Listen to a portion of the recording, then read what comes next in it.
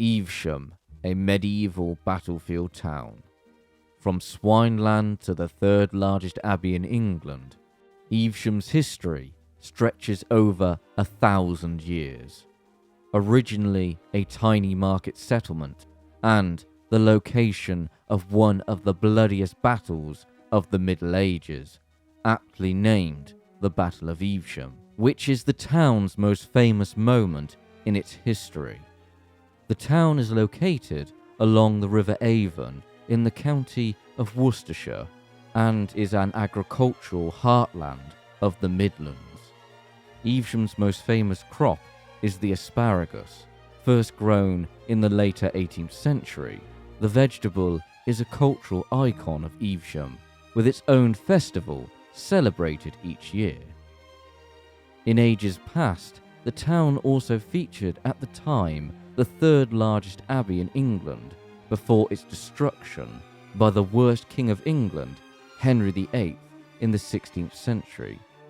But before all of this, the location of the town was simply a part of the Grand Forest of Feckenham, until one day in the 8th century when a swineherd experienced a vision. This video is part of a massive collaboration called Project Homecoming, a collection of several YouTube channels all sharing their stories of their hometown's history. To see more videos like this one, check out the video playlist below. The foundation of Evesham began in the early 8th century, as a swineherd named Eof was tending to the pigs belonging to the Bishop of Worcester, Egwin, when a few pigs disappeared further into the forest. Eof started to look for the pigs when suddenly a beaming bright light appeared and he saw a vision of the Virgin Mary with two angels. Elated by this vision, Eof rushed to the bishop and informed him of what he had witnessed. The bishop soon visited the location and experienced the vision for himself. The bishop interpreted this holy vision as a sign that an abbey be built to commemorate the Virgin Mary, and so, with the construction of the abbey, the settlement of Evesham grew around the abbey. And so ends the legend of the founding of Evesham. That tale is the legendary version. This quote from the Evesham Abbey Trust explains the foundation of the abbey from which the town grew around. Evesham Abbey was founded circa 700 by Saint Egwin, the third Bishop of Worcester, and is one of only 25 religious houses in existence before the reign of King Alfred. The site was apparently deserted except for a small church, perhaps built by the British. This was perhaps a Romano-British estate church on the site, attached to a villa. Before the foundation of the first abbey, although a relatively small quantity of Roman artifacts have been recovered, it has not been possible to identify the location or extent of any Roman settlement. The history of the abbey and the town are intertwined, and as the abbey grew, so did the town, with some 60 farms established by 709. Egwin gained a prominent role as the abbey's first abbot. He is mentioned in quite a few stories, and was later canonized as a saint, the stories of which are found in the Abbey Chronicles, a collection of manuscripts that details the history of Evesham from the 8th to the 16th century. The first part of the Abbey Chronicles records the stories and miracles of Saint Egwin. Begins the prologue of the life of Blessed Egwin, bishop and confessor, and of the miracles which God designed to work through him while he still enjoyed this changeable light, published by Dominic, Prior of Evesham. As we move into the later centuries of Evesham's history, there is no mention of any Viking attacks during the Age of the Vikings. The only major claim to to lands owned by the abbey during this period was an unnamed peasant in the late 10th century. A certain man in the neighbourhood was a peasant, as that class of men often is, with rustic manners and intemperate greed, prone to all evil and intemperate for the sake of a small gain. His mind was kindled to invade the land of the right churches of the blessed princes of Egwin. The story goes on to say that the peasant, upon swearing on the holy relics of St. Egwin, suddenly died when the iron scythe he was carrying became lodged in his head. The act was seen as a divine threat. The abbey, throughout its history, had many benefactors. Two of the most famous benefactors were Lady Godiva and her husband, Leofric, Earl of Mercia. Lady Godiva herself not only being part of a great Queen song, but also a founder of churches and chapels around the Evesham area.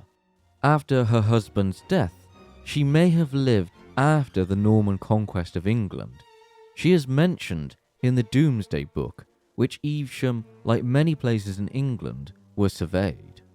The information from the book gives an insight into Evesham's size during the late 11th century. As for the turbulence inflicted onto England by the conquest, Evesham, to summarise, kept calm and carried on, as this copy of the Domesday book describes Worcestershire. North of the Avon and west of the Severn, Worcestershire was heavily forested. By contrast, the terraces of the Avon have light, well-drained soils that have always made the Vale of Evesham, with its gentle relief and its earthly spring, favoured agricultural land. The conquest brought less disturbance to this county than to others, for Ethelwig, the abbot of Evesham, and Wulfstan, the bishop of Worcester, both found exceptional favour with William I. They helped to suppress the rising of three earls in 1075, and Ethelwig went on to receive important commissions from William to act as justiciar in 7 counties. After Ethelwig's death, a Norman was given the position of abbot, Abbot Walter. Walter greatly expanded the abbey, but at the cost of demolishing a good portion of the Anglo-Saxon architecture, remodelling the abbey into a Norman-style abbey. The building work on the abbey would continue after he died in 1104. One of the most famous Normans held a great deal of land around Evesham, Bishop Odo, the bashing bishop of Bayeux from the Battle of Hastings, and the half-brother of William the Conqueror. Odo held more land than the abbey itself, according to the Domesday book. Some of the monks from the abbey, in 1074, were sent to aid in the reconstruction of several monastic sites devastated by the Vikings. The later 12th century saw great changes happening in Evesham, with the remodelling of the abbey continuing after a period of inactivity, as the next abbot wasn't in office until 1130. By 1138, England was in a state of civil war known as the Anarchy. To summarise this civil war, Henry I of England had died without a male heir. There was his daughter, the Empress Matilda, who was the rightful heir to the throne, yet her cousin Stephen took the throne after securing the support of the Londoners and the Archbishop of Canterbury. The civil war lasted until 1153 with the ascension of Empress Matilda's son, Henry Plantagenet, later Henry II. As for Evesham during this turbulent period, the town and the abbey avoided the chaos of the civil war. Unlike the city of Worcester, which was sacked in 1140. Evesham would be the site of a climactic battle during a civil war in 1265 during the Second Barons' War. The First Barons' War in 1215 was the result of King John failing to keep his oaths and the king's peace, as well as various other issues relating to his rule. The Second Barons' War had a similar premise. Henry III, son and successor to King John, had inherited the throne at a young age in 1216. Henry III was terrible, undoubtedly pious, but poor at everything else relating to being a medieval king. He relied on royal favourites to advance his goals. One favourite was Simon de Montfort, a minor French noble who, by luck of his family ties, inherited the earldom of Leicester. Simon started to ingratiate himself to King Henry, becoming more favoured at the royal court and even marrying the king's sister, much to the disdain of English barons. The later part of Henry III's reign was beset by problems, both political and natural. In early 1247, England was hit by an earthquake. Matthew Paris, an English contemporary chronicler, records the quake. On the Ides of February, an earthquake was felt in various places in England, especially in London and above all on the banks of the River Thames. It shook many buildings and was extremely damaging and terrible. Matthew further comments on the following lousy weather leading to a poor farming season, which would exacerbate issues during King Henry's reign. The political issues stemmed from Henry III's failure to abide by the terms set in the Magna Carta, a charter that limited the power of the monarchy and enforced certain rights of the barons, church, and the enforcement of justice. Heavy taxation was also an ongoing issue, as King Henry had sought to gain back what his father had lost: the French lands that made up the Angevin Empire, and the failure of securing the Sicilian throne for his son Edmund, which had grave financial repercussions. All of these issues would culminate into another Barons' War, with Simon becoming the leader of the barons, after a few rounds of negotiations with the king, which would see the creation of the Provisions of Oxford. By 1264, the situation became so bitter between the king and the barons that the French king was called upon to arbitrate between each party. The barons would argue that they'd always sought for the honour of the king and for the common advantage of his kingdom. They blamed bad actors within King Henry's party for seeking to pull him into confusion and his kingdom into ruin. The talks failed and both sides began to prepare for war, recruiting what knights they could from across England. The first pitched battle was near the town of Lewes on the 14th of May, 1264. The king held the advantage in numbers, bringing to the field an army nearly double the size of the barons' forces, but the barons held the high ground, and only after a few hours of fighting, Simon's forces had won and captured the king and Prince Edward. Simon was effectively in control of the kingdom, with the king reduced to little more than a living seal used to legitimize any charters or proclamations. But within a year, Simon's power began to wane as infighting among the barons occurred, with some siding back to the royal side.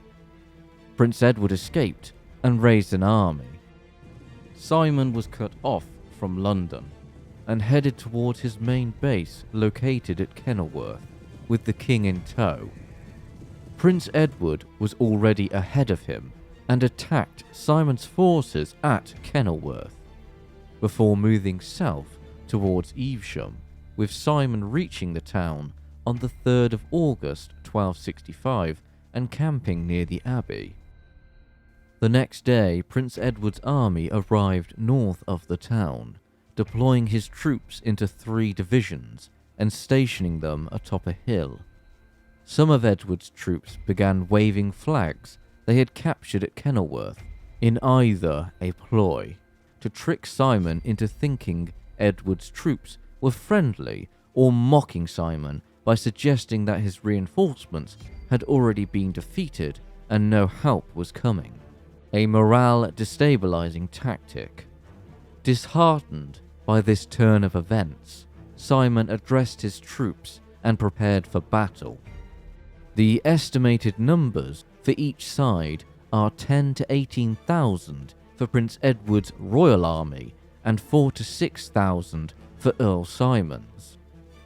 Simon's army formed into a single column formation with his cavalry at the front and his infantry behind. Simon planned to punch through the royal army with his cavalry and make a break for Kenilworth. Prince Edward planned to offer no quarter to anyone within Simon's army. This was against the norm of the age, as the capture of nobles was preferred for ransom later. This battle would become one of the bloodiest of the Middle Ages in England. Not since 1066 was there such death from one battle. As for the king, he was dressed in Simon's colours. The battle began with Simon's cavalry charging straight into Prince Edward's centre column. The charge made an impact, but the line held, and before long the rest of Prince Edward's columns began to encircle Simon's army. During the melee, a dozen knights were hunting Simon and his knights on the battlefield. Within a few hours, the battle had turned into a slaughter. Simon had been cut down and hacked to death, with his remains displayed in a grim manner shortly after his death. What remained of Simon's army after his death scattered across Evesham. Some drowned in an attempt to cross the river, while others were cut down around Evesham. Some of Simon's men made it to the safety of the abbey, but when caught by Prince Edward's troops, they were put to the sword. The battle would be later described as the murder of Evesham, for battle it was none. As for the casualties from the battle, estimates range from 4 to 5,000. One source records that also on the same day died a great number of horsemen and foot soldiers, of which only God knows the number. With Simon dead, the Baron's cause withered away, and royal authority was re-established within 2 years after the battle. The assumed battlefield today is a pleasant walk just on the boundaries of Evesham, and to commemorate the battle, there is an obelisk erected in 1845 which is alleged to mark the spot where Simon was cut down. As you walk around the obelisk, you'll see stonework carved showing the heraldry symbols of the families involved in the battle. On the other side is an inscription, and on one of the other facings is a fine piece of artwork depicting King Henry almost being killed, dressed in Simon's colours. But the king cries out, "I am Henry of Winchester, your king, do not kill me." A short walk southeast of the obelisk leads you to the Leicester Tower, built in 1842, another Victorian monument built by people with too much money and time on their hands. The stone carving is wearing away, but the metal plate reads, "This tower was erected in the year 1842 to the memory of Simon de Montfort, Earl of Leicester, the father and founder of the British House of Commons, who was slain at the Battle of Evesham in the year 1265. Evesham would recover from the chaos of the battle and the aftermath. By the 14th century, the abbey would expand again, adding new towers. The abbey's wealth increased immensely by a patent given by royal authority from Edward III in 1327, which allowed a levy toll to be applied to goods coming into the town. This new channel of wealth would be used to improve the abbey over the next centuries.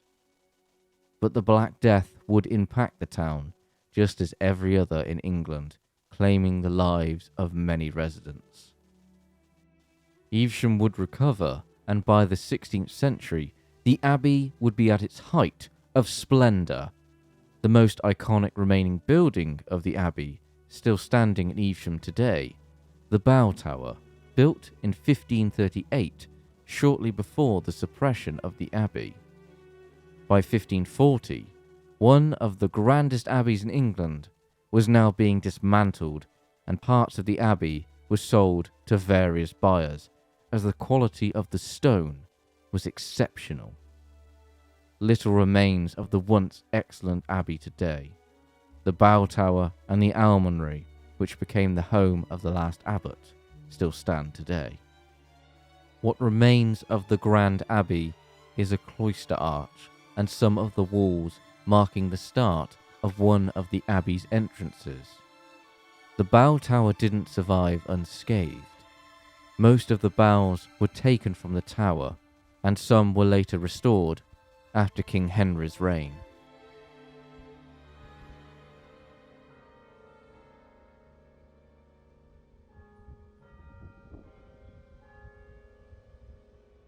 Until the 17th century, the prosperity of the town declined. In 1604, the town received its royal charter, granting representation at Parliament. The next major event of the 17th century that Evesham would be a part of would be the War of the Three Kingdoms, a terrible civil war that destroyed so much in Britain. Evesham was under the control of the Royalists at first, but as the war went on, Evesham's economy and growth stalled, as did many places across England. Charles I set up his main command hub at Oxford after the Battle of Edgehill, which made Evesham a strategically valuable location. Charles I even stayed in Evesham in 1644. The house he stayed at still exists. One of his parting gifts to be remembered by the townfolk was the destruction of one of the bridges in the town to prevent the parliamentarians from crossing. The king even had the cheek to fine the townsfolk for repairing the bridge. There would be a second Battle of Evesham in 1645. The battle followed a similar path to the first, but on a much smaller scale. Evesham would be a rallying point for Oliver Cromwell's army before the Battle of Worcester, which saw the future Charles II's army defeated and him having to hide up a royal oak tree. The following centuries saw Evesham growing prosperous again. The riverways were expanded and trade flowed through the town, along with a growing craft trade, such as shoemakers and silk weavers. The 19th century would see Evesham expand more than ever before, with its population doubling in 40 years. The Industrial Revolution saw changes to Evesham's riverways, as the construction of railways left trade via the river obsolete. We have an example of the Evesham accent of the Victorian age, rather different from mine. See if you can piece together the following conversation. What's in yon pot then? If thee's to mind to know, it's the rabbit thee brother left you t'other night. Ah, that'll be one on 'em as run all the way from the squire's and dropped Judd in his garden. I'll bet there is the keeper'd be going round of a face like snow in harvest if he knew the half of it. Well, if him a provided some yet, leastways we ha' got taters, beyonds and peas out of the garden. Dost reckon that's soot on our clay out? Don't thee talk to me about soot, thee knows me mind on that. Thee's making more washing than 10 babbies slinging that tack about. Oh, ah? How long has he had 10 babbies in mind then? Never be bothered about that. We can put that pipe down and use the energy of turning the handle on this mangle. Thee knows, babby, thy mam's that romantic or do for them newfangled moving pictures they be on about in the paper. The 20th century would see Evesham grow even further, yet the 2 world wars came, and some of the men of Evesham would give their lives for the preservation of peace. They shall not be forgotten. Now we enter the 21st century of Evesham, Evesham today, which is like any other historical riverside town, with plenty of retail shops, pubs, and an assortment of restaurants to suit any palate. What is most enjoyable about Evesham is exploring the history of the town, from enjoying a nice pint of beer at one of the historical pubs with the oldest dating from the 15th century, which still retains its historical architecture. Then on to visiting the remains of the once great abbey, from one of the gatehouses into the grounds, which is a mixture of Norman and Tudor design, after which you can enjoy the Abbey Park near the riverside. There is soon to be a new feature of the Abbey Walk, as the location of the main Abbey building has gone through a restoration. After an archaeological dig last year, during which we found all manner of interesting items, which will be on display soon. As for the site of the remains of the Abbey, it has been transformed into a lovely garden area for people to enjoy the history of the Grand Abbey, chronicling the history of the site. And if you want to learn even more history of Evesham, there is no better place than the Almonry, Evesham's local museum. There are plenty of artefacts which are on display in the 14th century building. Here you'll find all of Evesham's history from the Neolithic age to the modern period. My personal favourite room is the Simon de Montfort room, featuring information about the Battle of Evesham.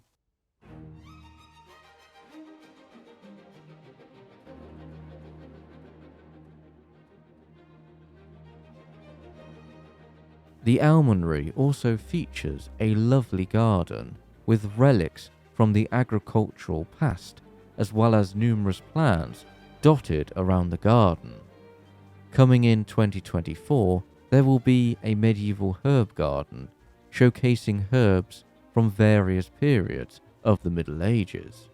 After you're done learning about the history of the town, you can process what you've learned walking along the River Avon, walking through the Crown Meadow, along the bend in the river, and coming across Hampton Ferry.